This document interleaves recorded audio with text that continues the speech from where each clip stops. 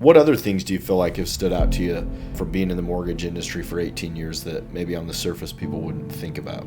Nobody talked about the fact that people are living paycheck to paycheck. Right. We're essentially, as loan officers, and this is by no fault, to anyone. This is just the way the business works. Is we would take a buyer's assets, deplete them to get them into the home, and sure, they're homeowners now, and that's exciting. But nobody's talking about the fact that they were living paycheck to paycheck prior. They've had that savings, right. maybe they got a gift, or maybe they went through a specific down payment assistance program, and then they get into ownership, and there's no additional mentorship, there's no additional accountability, and no mechanism to really drive savings into their savings account. Right. Until we come in the room and we're educating loan officers, educating real estate agents, home builders about what we do and why it's important and how it's making a positive impact. Welcome into another episode of the Be Bright podcast. Today we're honored to have Michael Prieto joining us. I got it right. You got it. You got Anyways, the R. Yeah. Excited to learn more. Part of the AHA team. We've had a couple team members on here so far, but love our partnership working with you guys and definitely looking forward to get to know you better. So before we get to all that, though, give us a little bit of a background about yourself, where you're from, and if you had any, formidable experiences growing up that you feel like are relevant to share on here today. Yeah, no, I appreciate it, man. Thank you so much for having me today. Yeah. I'm one of the guys from the AHA team that you brought on here, so I really appreciate it. A little bit about me. Air Force veteran, right out of high school, went to the U.S. Air Force. Awesome. Spent about 6 years in the military. Interestingly enough, I served as a military police officer. I thought I was going to be a cop after. Dang. And landed in the mortgage arena of all places after the military. And so I'm a husband, I'm a father, and if you don't see me on a podcast with you, I'm probably on a soccer field with my daughter. Awesome. And so that's just a little bit about me. Cool. Are you still paying the electric company for power every single month? You're not only losing money, you're investing in someone else's future, not your own. Bright Home Energy has over 400 5-star reviews and over 100 5-star reviews on the BBB. That means real homeowners just like you are already making the switch with quality and peace of mind. We are the preferred solar installer for Solar Edge Technologies in Arizona. Not a title that was given, but a title that was earned through quality, structure, and peace of mind. As a NABCEP certified solar installer and an APS qualified technology installer, your solar installation with Bright Home Energy is not good, it's top tier. So the choice is yours. You can either keep paying your utility company every month, making them rich, or you can make the switch to solar and start investing in your future today. And I guess for you, growing up, definitely would love to talk about the military. I mean, was that something that you always knew you wanted to do, or where did that interest spark from? Yeah, no, that interest sparked from the idea of paying for college. Okay, of course. Yeah, and my goal was, I didn't want to go into the military and then exit the military still having to finish my college career. I wanted to go in with the intention of finishing during my enlistment term, and I was able to accomplish that. And so that's really the reason behind going into the military. Okay. Yeah. And, you talk about that. So when you were in the military, you were a police officer, and then you just thought, hey, I'm going to get out of the military, continue doing this.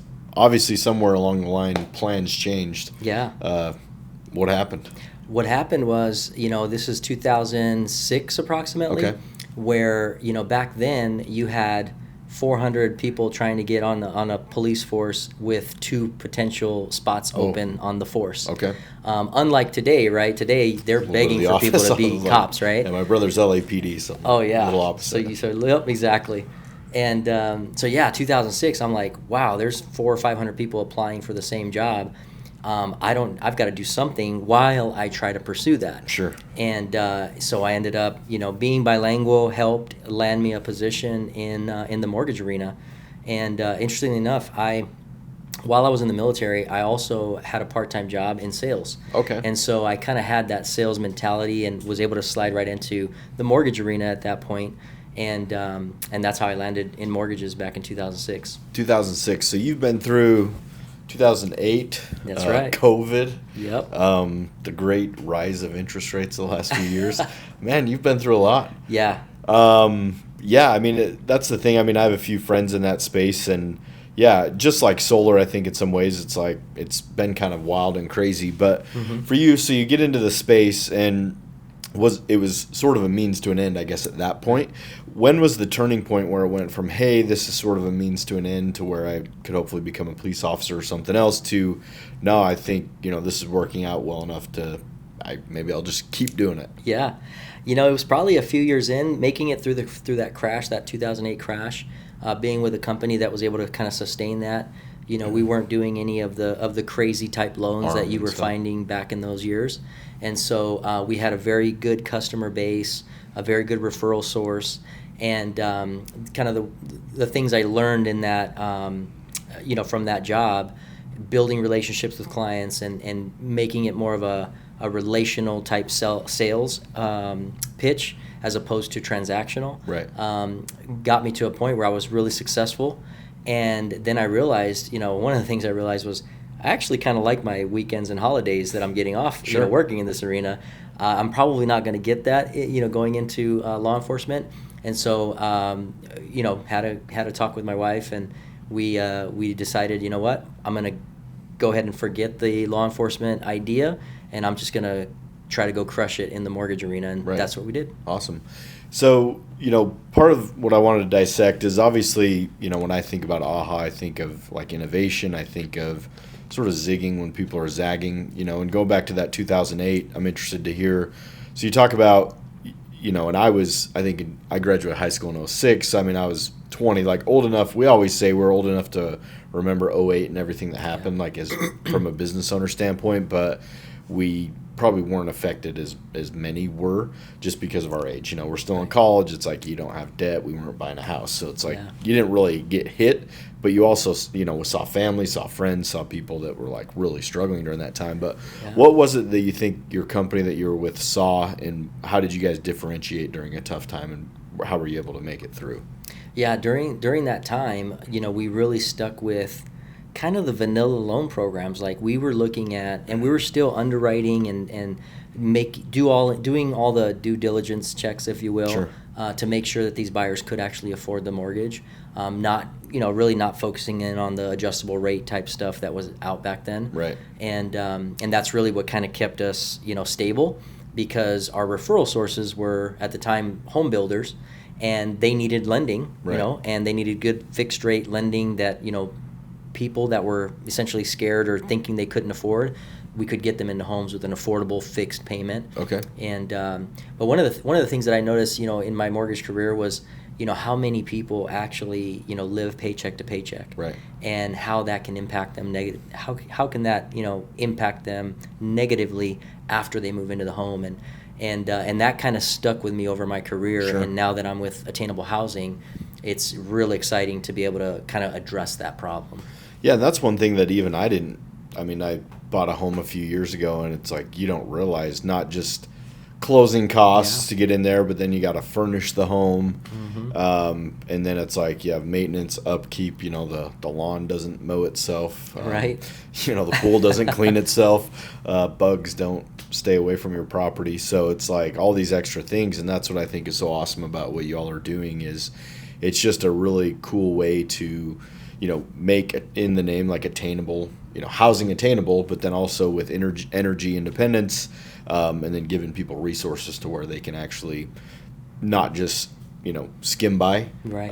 That they can actually start setting themselves up for being in a very good position as a homeowner versus, I think, the contrary. Like you said, people are already living paycheck to paycheck. Hopefully they can get the means for a down payment, and then once they do, like, how are they going to furnish the home, upkeep? I think when I was talking to Taylor, like, the statistics were pretty high that in the first 5 years, if someone's going to default, it's usually at that point, right? Exactly. I guess right now, or I guess we take it back a little bit, what other things do you feel like have stood out to you from being in the mortgage industry for 18 years that maybe on the surface people wouldn't think about?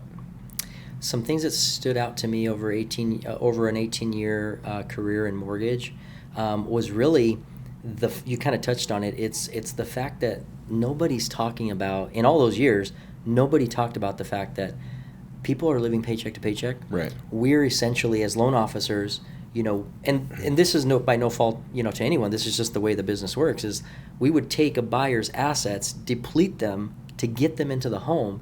And sure, they're homeowners now, and that's exciting, but nobody's talking about the fact that they were living paycheck to paycheck prior. They've had that savings, right. maybe they got a gift, or maybe they went through a specific down payment assistance program, and then they get into ownership, and there's no additional mentorship, there's no additional accountability, and no mechanism to really drive savings into their savings account. Right. And that's what nobody's talking about. Okay. And so that's really one thing that's really stuck out. Even today, I've been out of the mortgage space for almost 2 years now. Mm-hmm. And even in the last couple years, it's still not being talked right. about until we come in the room and we're educating loan officers, educating real estate agents, home builders about what we do and why it's important and how it's making a positive impact. Okay.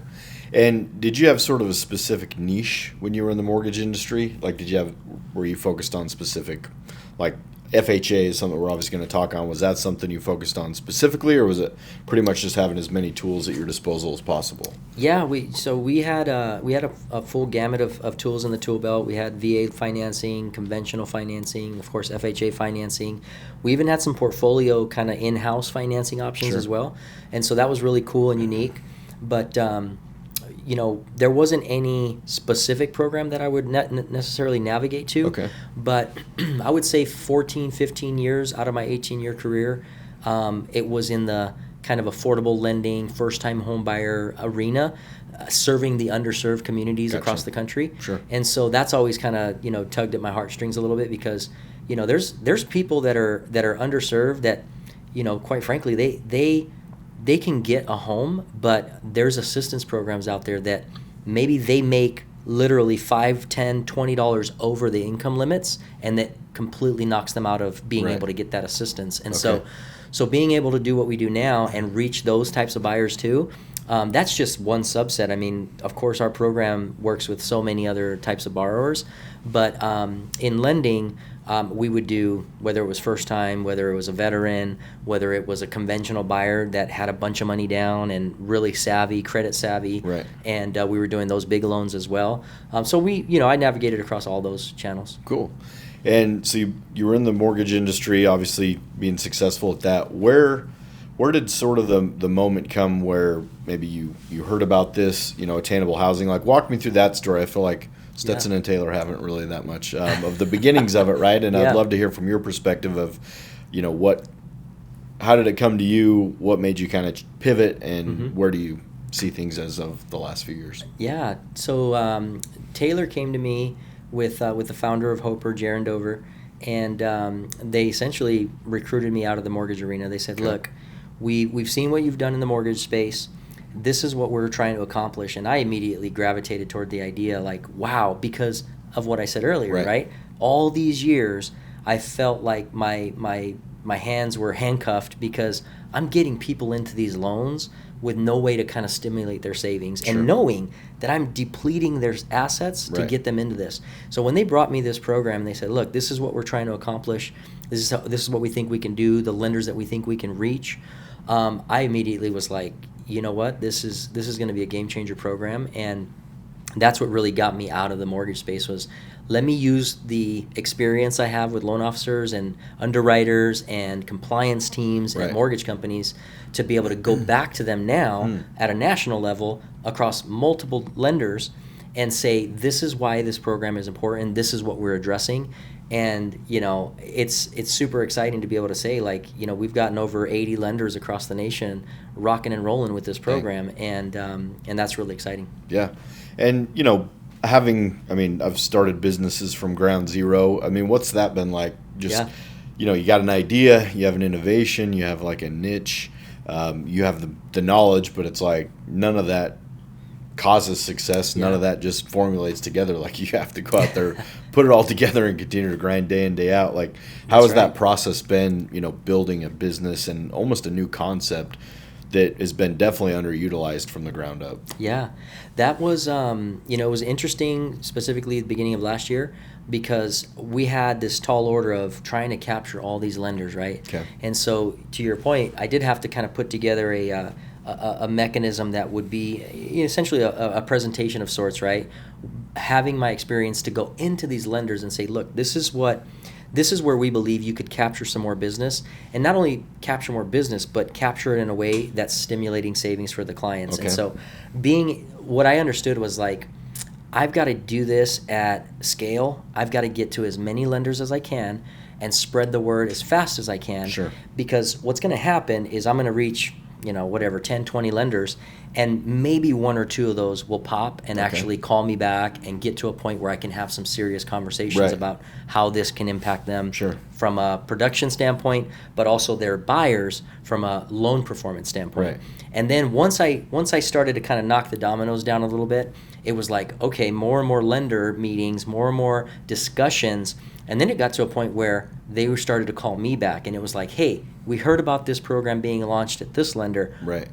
Can you tell us a little bit more? We know you came into our office 6 months ago, but we want to hear you again. Right. And so that was really encouraging, because it was like, I did all that work, all the calls, all the emails, all the driving to offices, and it was a blast meeting people and all that good stuff. But then it was like, okay, now this is where it's going to make sense. Right. And we've successfully onboarded, so many lenders now. It's been great. Yeah. And how many states are you guys in? So we're in about 46 states now. Okay. Jeez. Mm-hmm. All right. Yeah. That's quick growth. Yeah. And that's what I've noticed just from talking to people in this space. I think it's similar to, I know it involves solar, which we'll get into, but it's almost like that social proof. It's like it's a new territory. People they don't know much about it. It's like they're kind of waiting for other people to do it, but as they see more and more people do it, they start catching momentum. And I also think, if you think about life, that's almost, that's success in a nutshell, right? It's like you go to the gym one day, you're not going to see results in 2 days, and could take weeks, months, years before you actually see noticeable things. But if you keep stacking days over and over again, eventually that avalanche, that momentum is going to get you through there. Speaking of that, I guess to hit the pause about work, a couple personal questions came up. For you, being military background and in the mortgage space now, bridging this, I'm sure, just knowing the spaces, like there was probably days or nights you wanted to quit, second guessing yourself, should I go get a real job? What would you, if you were to put into words, like what's your why? Like why take this path of, in essential, it's business ownership, it's entrepreneurial, it's no guarantees. Somebody like you, I'm sure it'd be easy, could have been, to go get a 9-to-5 job where you maybe didn't have to stress about things. Yeah. What has motivated you to sort of take the other road? Yeah, so I really kind of look at it as two lanes of my why. You've got your personal, you want to be able to put yourself in a position to where if your work ethic, your grind, and you have confidence in yourself to a point where you're like, okay, I'm going to be able to provide for myself, for my family, and ultimately, put them in a situation that, I wasn't in growing up. That's what gets me excited. That's my personal why lane, if you will. Sure. The more, the work why, company why would be more of along the lines of really what gets me excited is the fact that all these loan officers, when their light bulbs start to go off, like I've worked as a loan officer, I've managed loan officers, and I know that when you have a powerful program that can really make an impact, like now seeing them, talking to them and explaining to them about this program, seeing that light bulb kind of go off and say, wow, I can actually help more families, like that's what really gets me excited on the work why lane, if you will, right? And so seeing those loan officers who they start to click, and all of a sudden they start to help more and more families every single month over month, and that's kind of my why. That's awesome, and I think that's important. It's something we talk about with mostly our salespeople, is just having that why. Just because when you're facing challenges, uncertainties, changes like you have over a couple decades, if you're not rooted or grounded in something, like it's going to be pretty easy to quit and give up. Right. When it comes to getting the word out about you all, I have conversations about it. It's definitely something people have heard about to one extent or the other, but there is that lack of social proof a little bit. If I'm, a mortgage lender, I was a realtor, so forgive me if I'm not using all the proper terminology. How would this help me and my clients in like the most simplistic way. Yeah. So as a lender, you want to bring as much value to your clients as possible. And as a lender, your clients are not only the borrower getting the loan, but also the real estate agents that you're serving, right? Sure. So you're going to bring more value to those clients by simply offering a program that has very low barrier to entry. So you're not going to bog down, the timelines on the file. A real estate agent wants to get the loan closed as fast as they can. A loan officer wants to ensure that they've got their package done to a point where it goes through underwriting and it's going to get cleared to close without a hitch. And so you've now got access to a program that it really doesn't do anything different than a regular FHA loan. Okay. And so, and then with confidence that you've got attainable housing advocates in the background, educating your buyers, giving them access to this incentive up front, that you as the lender have the power to do really whatever you need to with. Of course, it's a conversation between you and the client. Like, we've got this extra $13,000 in a savings club account. What do we want to do with it, Mr. Client? Do we use it for your down payment? Do we use it for closing costs? Do we pay off a debt with it? Do we buy your rate down? Or do we just put that back in your personal checking account after you close and build your savings back up? Like, that is super powerful when a loan officer can explain that I've got access to this program that does all these things. Oh, and by the way, this program's also going to reduce your energy bills. It's also going to give you access to a massive tax credit later. So if we do use the money up front, guess what? We can replenish your savings later with the massive tax credit. Right. And the key, the bridge there is the financial mentorship that you're also going to get after the loan closes. We're not just going to let the buyer go and try to figure it out on their own. We're going to give them an additional 9 hours of education that speaks to why it's important to have 3 to 6 months of savings, why it's important not to keep up with the Joneses, right? Just because your neighbor bought a new truck doesn't mean you got to go buy a new truck. Why it's important not to carry high rate debt, and then budget, help them cut out the things that really try to change the buyer or the owner's at that point the owner's mindset of, okay, I'm a homeowner now. How do I figure out a way to get savings in the bank fast, because I don't want to fall into that stat of defaulting on my mortgage. Right. No, and I think that's what opened my eyes most about the program is just that educational piece. Mm-hmm. You think about all of our upbringing, it's like even basic budgeting and taxes, like all this other stuff, like we didn't talk about that in school. Right. Like they didn't teach us really personal finances. And people go into adulthood just probably doing what they saw and doing the best they know how to. But it's like it's one thing to like say, hey, we've presented this product and here's money. But I think it's another thing to also add the education piece, which I know to me it was just kind of like, went, aha, get it. Where like, oh, dang, like this is really making an impact, because it's kind of that same analogy. Like you can, either fish for somebody or give them a fish and it'll last a day. Teach them how to fish, it'll last a lifetime. Yeah. When it comes to the educational piece, I know you hit on some topics. Like, could you go a little more in depth? Like, how long is the education? What do you feel like the value that the homeowner's getting out of that? Yeah, so they're going to go through 2 educational courses with us. 6 hours up front. That's pre-closing education, we call that. So prior to closing, they're going to do a 6-hour online course. And that's your traditional, like, what's a mortgage? What's amortization? What is a tax escrow account? Because you've got taxes and insurance now. Things like that. And oftentimes, even the buyers that have already bought and sold a home, they go through this education and they learn something new. Or they're like, you know what, I knew that, but I didn't know this. Okay. And so it's really cool to see like even that light bulb go off a little bit, if you will. And then the second course that they do is after the mortgage closes. Again, we're not letting them loose and not giving them any guidance. We want to give them an additional 9 hours of the financial mentorship, and that's a little bit more coursework structured. So it's 1 hour per week for 9 weeks. Okay. And we ask the participant to do that within the first 12 months of closing on their mortgage. Gotcha. So we understand it's a lot going on when you buy a new house, moving and unpacking and all that stuff. And so on average, folks that go through the program, they actually start their mentorship course about 60 days after they move in. Okay. Just when things settle down and they come back to that. No, and that's awesome. I think, just the value piece, like keeps coming back to value. I think anytime you have a business or a product, the whole thing behind it is fads. They're going to come and go, but if you bring real value to the marketplace and you're able to assist people, that's where you think of Jeff Bezos, Amazon, he had a $100 million wedding. Well, good for him, because we all order Amazon. I have stuff showing up every single day. He brought value to the marketplace that other people weren't. Now when it comes into tying into solar, I mean, obviously you did mortgages, so you understood that piece. Now tying it in with solar, to kind of put a bow on things, I mean, Yeah.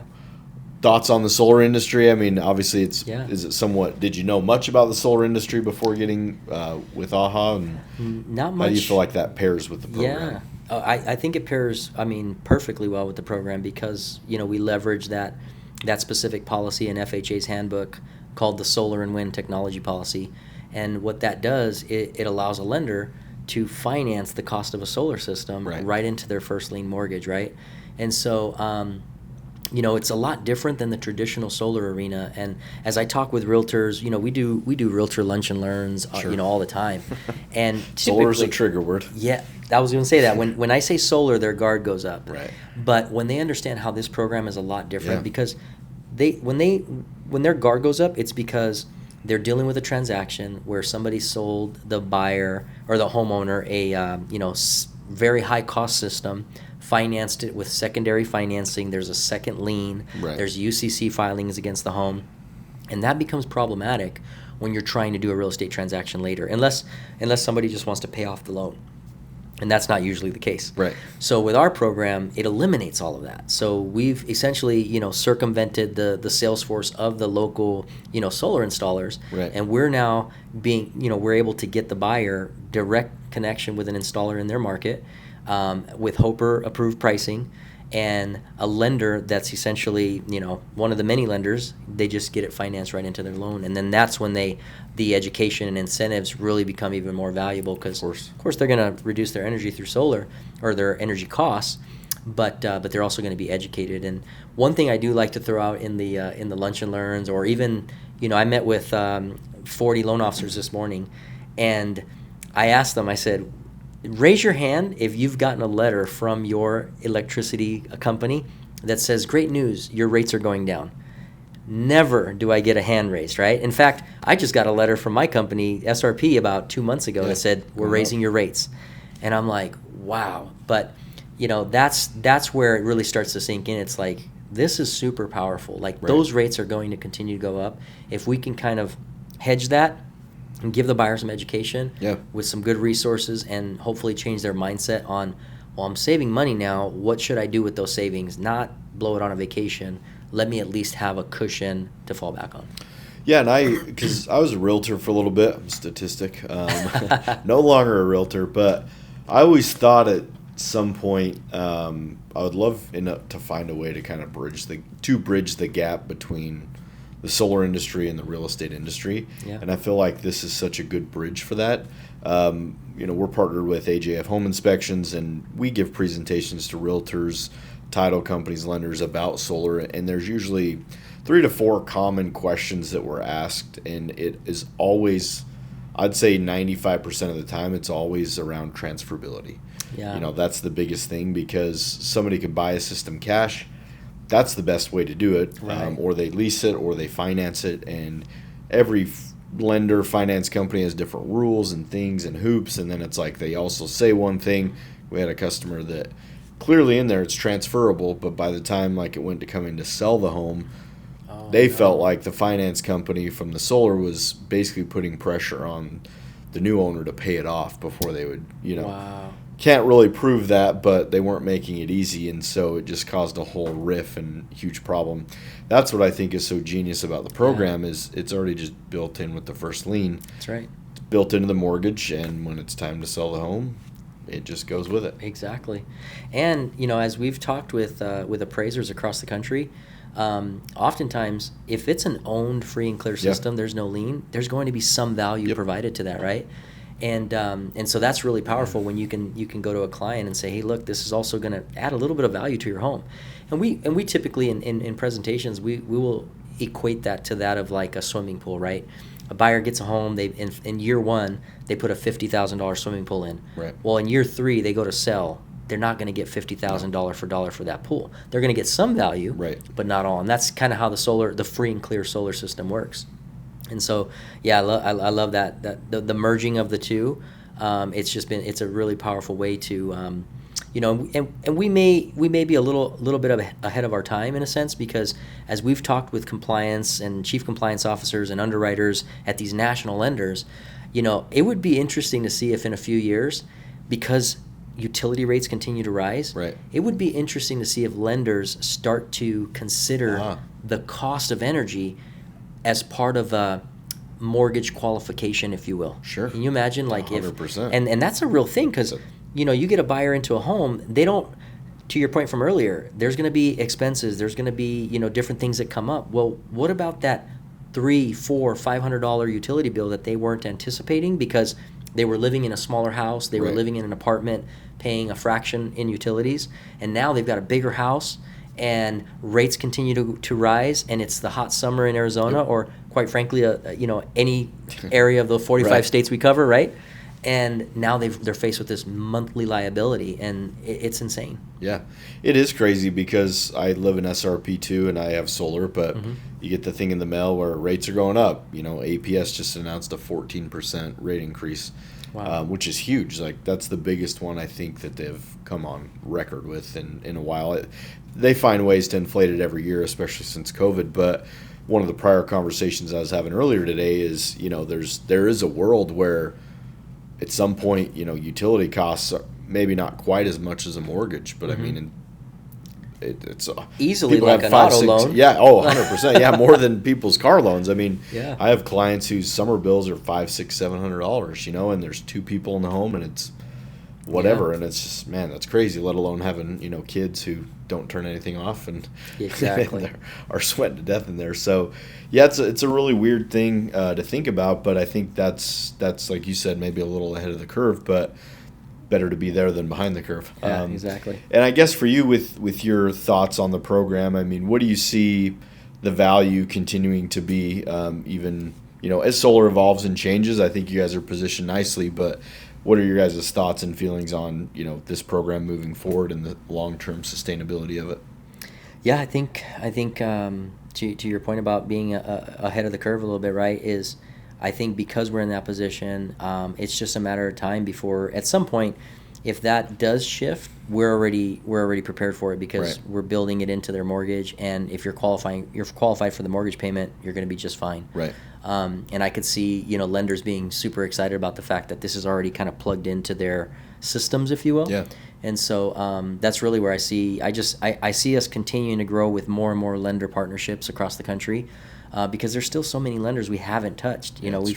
We've gotten plenty to do right now, but we certainly want to try to capture more of the lenders out there. Yeah.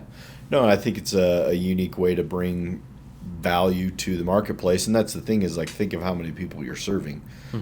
It does always come back to the homeowner, but you have lenders, real estate agents, title companies, inspection companies. I mean, it kind of goes on and on. Solar companies, your clients, your own families, and that's what's cool. I think when you look back is sometimes you can go into a job and have very little impact, but when you're willing to take a risk, be innovative, put your own financial family even on the line, there's also that option for a bigger reward, to impact more people. And as you think about it, moving forward, and then one day if we all ever get to retire, what do you think you want to look back and have maybe your impact be? Like, if somebody were to think, hey, Michael, what's your legacy or impact that you want to leave?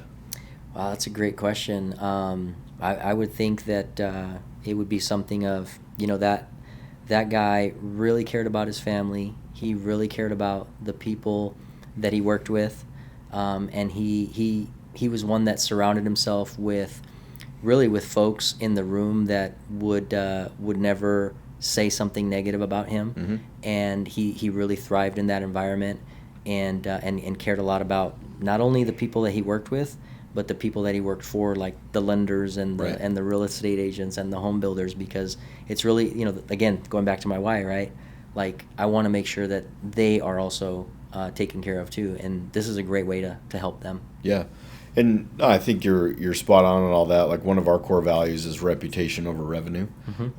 One thing we've always said, that doing business the right way, treating people well, having a good culture, taking care of your customers, doing business the right way never goes out of style, and it might not always be convenient. People want to cut corners, and there seems like there's quicker ways to the outcome that you want, but building a foundation of actually true success built on a culture and a foundation of treating people well is always going to somehow or another reciprocate and come back. And I think it's cool, even with you guys, it's like if you didn't have a good reputation, probably wouldn't be working with you, and vice versa. And it's like things just happen at certain times, and it's not necessarily something you plan for. Think about your experience as a mortgage once again, I don't know all the vernacular lending mortgage officers, but you obviously had a good reputation, and Taylor and Jaron, you guys met each other, and it goes off from there. And I think super excited to see what you guys can come up with next. And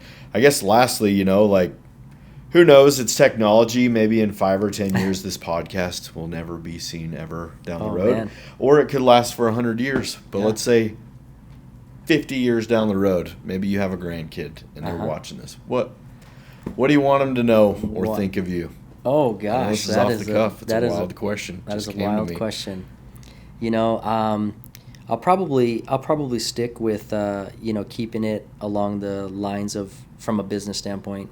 And I would say something that a mentor of mine once told me, that partnerships are often the key to scaling smarter, not harder.